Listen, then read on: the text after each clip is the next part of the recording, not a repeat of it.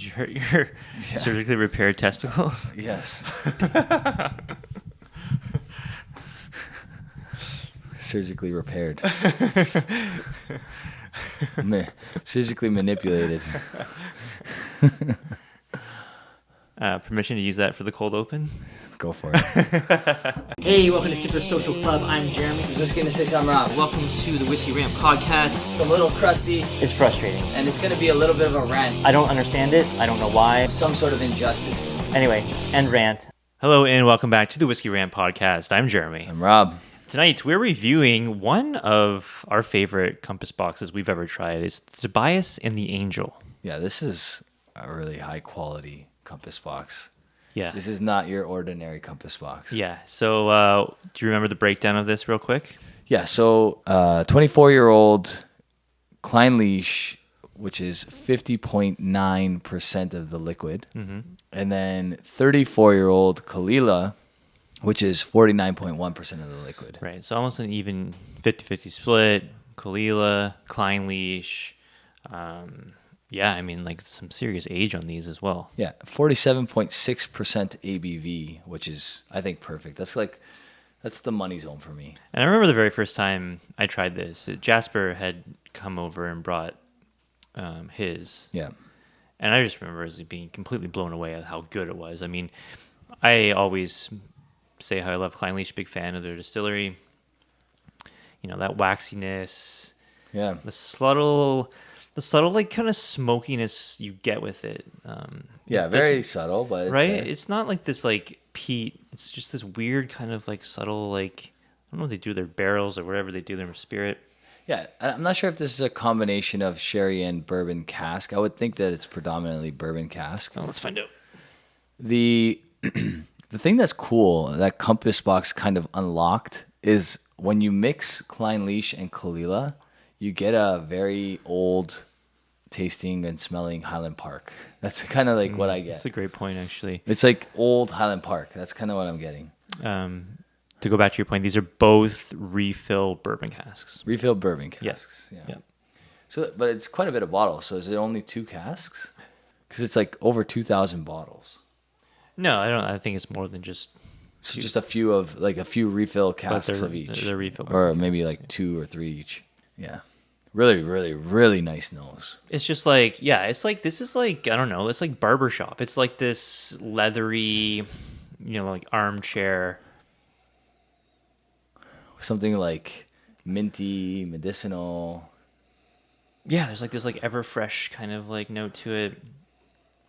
It definitely reads Clynlesh to me. Yeah, I can get, yeah. You get like not a ton of smoke, but you get a little bit of smoke on there. It's not like heavily peated by any means.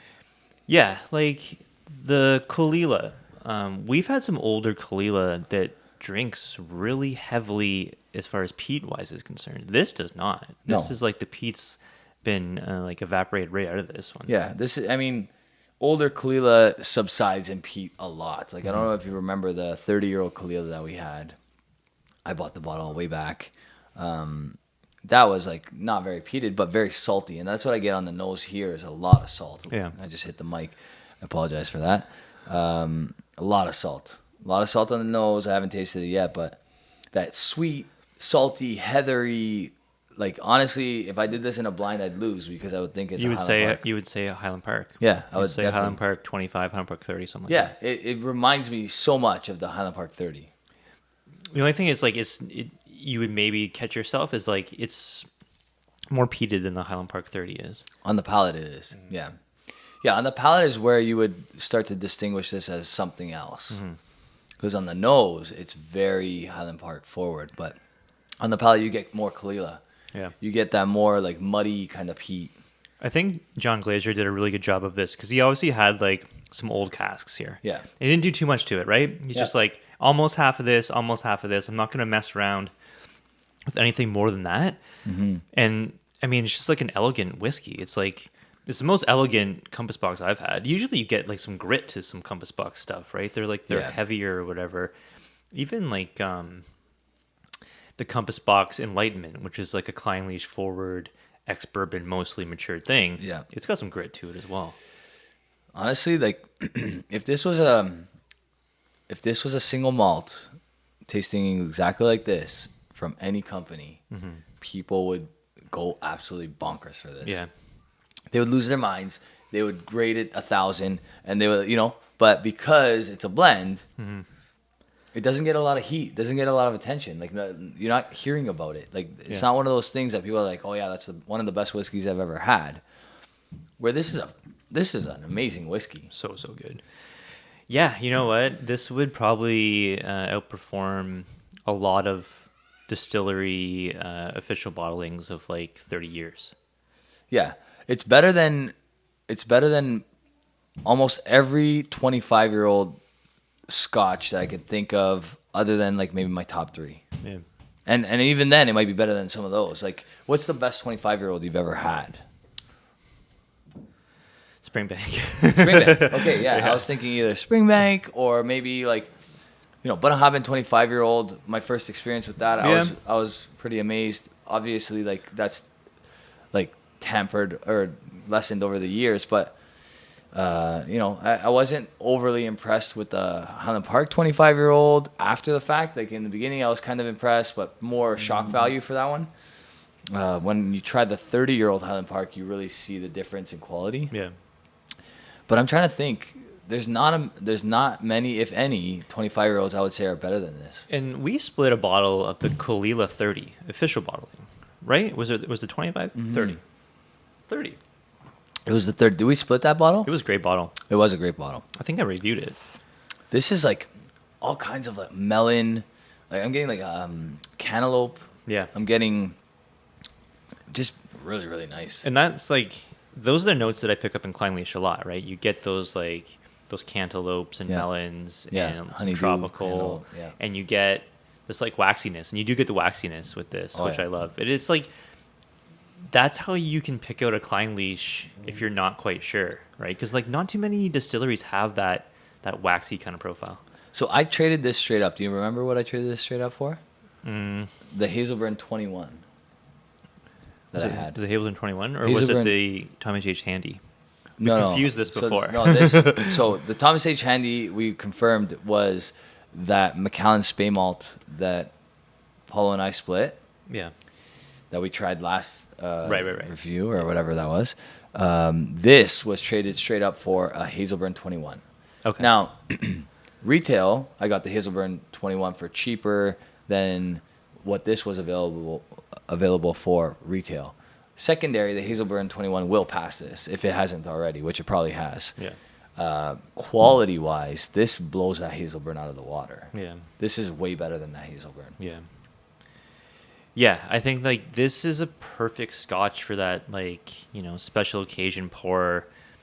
It's like it's elegant, right? It's like it is an elegant dram for sure. This probably is like,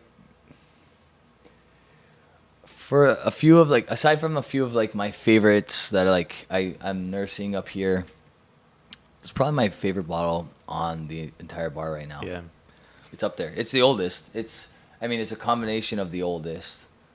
I don't have a lot of old whiskey anymore, so that's probably part of it. I'm looking at the shelf as I apologize for not looking at the camera, guys. I've been looking at the shelf trying to think what I can compare this to that I have on my shelf right now. But this is like, okay, I don't want to compare it to Brora 35 because that's not a fair comparison. Brora 35 has like a legacy behind it and all these other things, but like, if someone told me that this was a Brora, I'd be like, maybe. Yeah, no, I could be confused with Brora 100%. Yeah. I mean, you don't get like that farmy note, I guess maybe is like the telling tale, but the farmy notes, like in the few Broras we've tried, they vary. Yeah. Some of them are way more farmy than others. Absolutely. That 38-year-old had the farmy notes.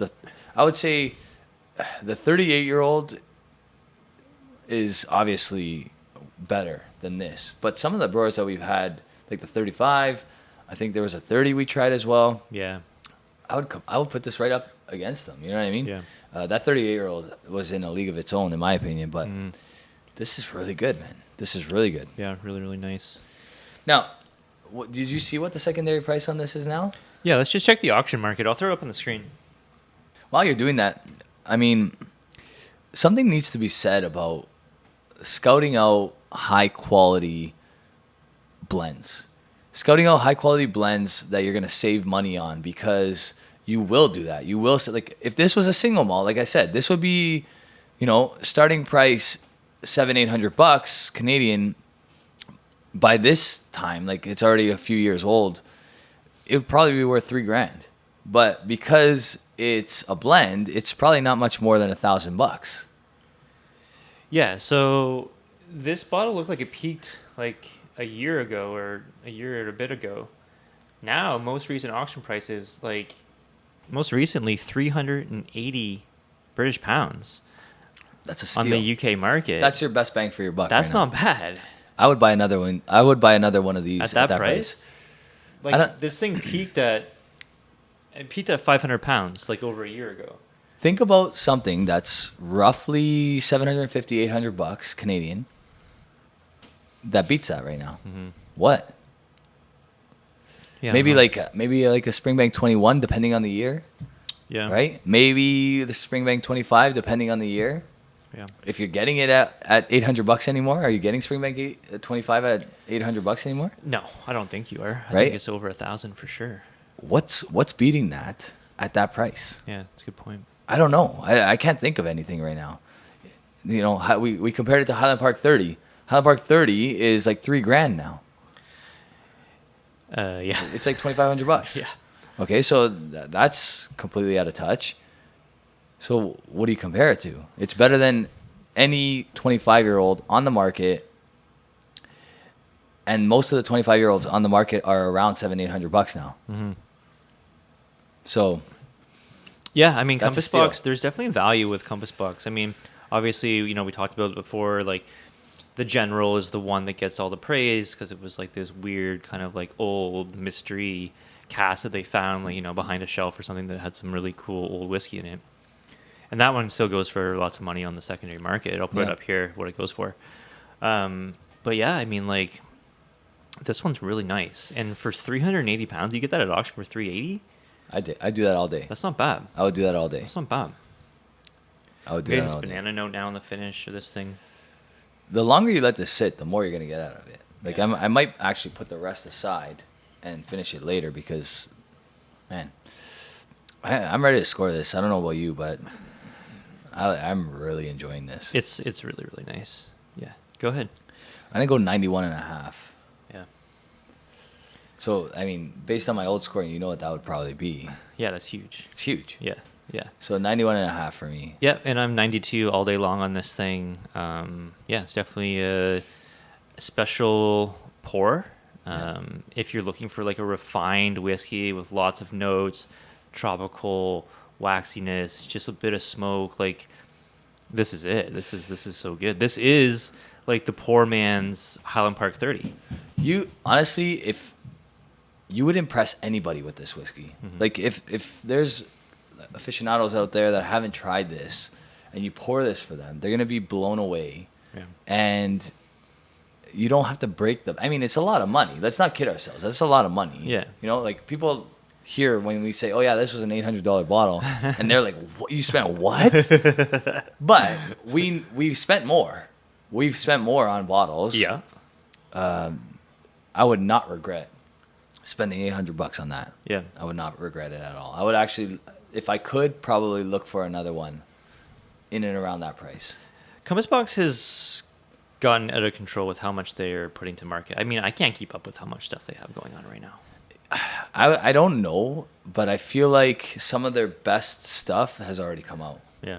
And I think that's kind of my only concern with Compass Box is like whether our Flaming Heart video comes out before or after this, we're going to record it next. That's old whiskey too. Those are older whiskeys as well in those Flaming Hearts, and they were like sub $200. Yeah. Right. So we're going to talk about that later, but can they still keep doing that? Yeah, it's a great point. I mean, when we talked to James about, the independent bottling market, and like, he talked about Compass Box, how they have a huge stock of whiskeys, and obviously John Glacier has that connection with Diageo. Yeah. So if there's still that connection, then yeah, he could still be getting lots of lots of whiskeys from the Diageo profile or collection anyway. So unless this ends up under the Diageo umbrella compass box, like John Glazer sells it to them, you think they're going to still give their 30-year-old Clynlesh? Oh, they would bastardize. They would ruin it, I'm sure. Unless they kept John Glazer around and do it. But I'm saying, you think they're going to still give those casks to John Glazer now? No. Like, they're not giving it to anybody else. Why him? Okay, maybe your relationship's great, but what are they profiting from it? No, why wouldn't they just bottle their own like 40-year-old Caol Ila And charge 3 times as much? Yeah. The Caol Ila 30 that we split, that was over $1,000 bottle. I was gonna say it was $700. I thought it was a good deal. Was it not a good deal? Maybe you're right. I can't remember. I don't remember either. Everything blend. Like I'm approaching 8 years on Whiskey in the Six, and I have no recollection. Sometimes I have to ask P-Boss, Silent Bob, what I paid. Yeah, he remembers he will stuff. know. What I paid for I thought we stuff. got a good deal on it. That's why we pulled the trigger. I thought it was like $700, which is still obviously a lot of money, but for a 30-year-old official bottling, No, that's a good deal. If that's what we paid, then it was worth it. And did it come in at cask strength? It was cask strength. Yeah. It wasn't as good as this. It wasn't as good as this, in my opinion. This is better. Yeah. And like, probably by like 2 or 3 marks. Yeah. Yeah. Right? I don't remember what I scored it, but I probably scored it high, but that was a different time. You know what I mean? Yeah.